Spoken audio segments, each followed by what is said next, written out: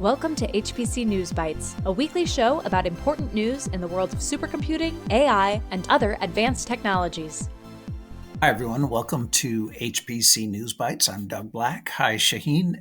We begin today with a report from the Wall Street Journal about the challenges of deploying AI technology. It has now gone past GPU availability to the shortage of data center capacity and the power requirements to run and cool them. The article has a nice way of describing shortages for what it calls exploding demand for AI infrastructure, parts, property, and power. I recall an episode last year when we talked about modular nuclear reactors as a way to power future data centers. It was based on a comment from Lisa Su of AMD. It looks like the market might welcome such a solution. By the way, you pointed out a website called GPUlist.ai that shows GPU availability according to type of GPU, duration, interconnect, and location. It's almost like an Airbnb of GPUs. Also, it needs to be said that the money being bandied about for new AI infrastructure, $40 billion from Meta, $11 billion for a Microsoft data center in Indiana, a mere $1 billion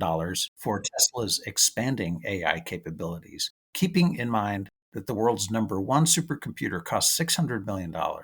We're seeing the biggest tech companies spending at a scale that dwarfs even the US government.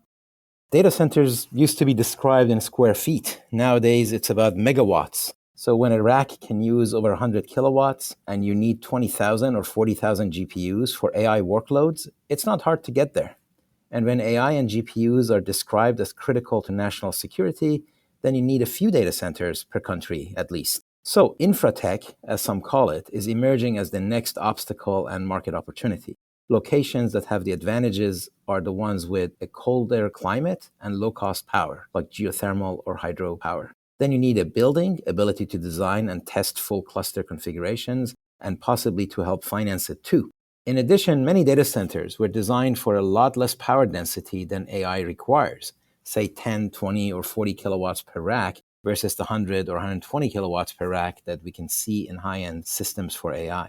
All that said, there have been a few articles that take the opposite side, talking about an AI winter or an AI bubble that will burst in the near term, causing a glut of GPUs and a painful setback up and down the value chain. This would be caused by insufficient market traction by too many AI software companies who've been around a couple of years and would have impatient investors. But it'd be a market correction, not a slowdown of the bigger AI trend. It's quite a contrast, and it does feel as though a glut of AI chips, or at least a glut of vendors trying to cash in on AI, could be in the offing. As someone put it, would a .ai bust be like the .com bust of the late 1990s? On the one hand, AI companies command multi-billion-dollar valuations with little to no revenue and sometimes even without much of a product. And on the other hand, all that exuberance needs to cope with the realities of the market. However, no one seems to doubt the long-term growth of AI, again, similar to the .com era of the internet.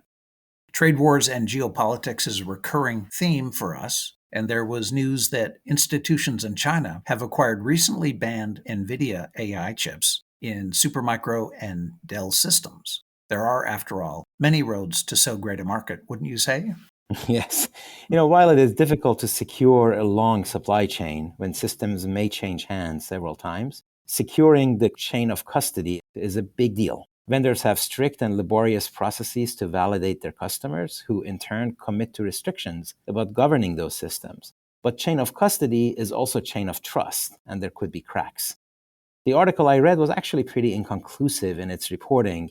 It wasn't clear that actually was a breach, for example, because the systems in question were acquired before the bans went into effect. Back in December, we talked about neuromorphic chips for AI, modeled to a degree on the human brain and its low energy use, and emulating large networks of biological neurons and their synaptic operations. Neuromorphic chips are on the order of 20 to 30 watts, let's say, as compared to 500 watts or 1 kilowatt or more for GPUs.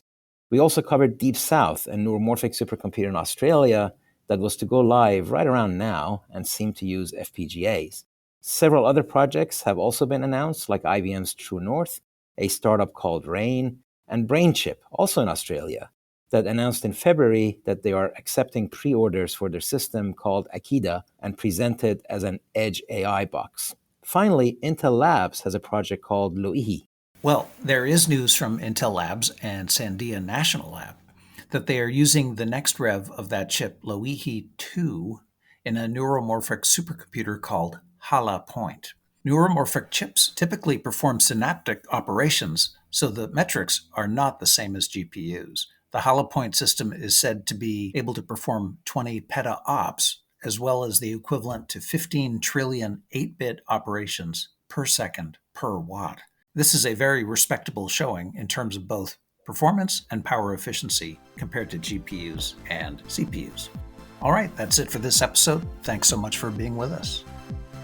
HPC News Bytes is a production of Orion X in association with Inside HPC. Shaheen Khan and Doug Black host the show.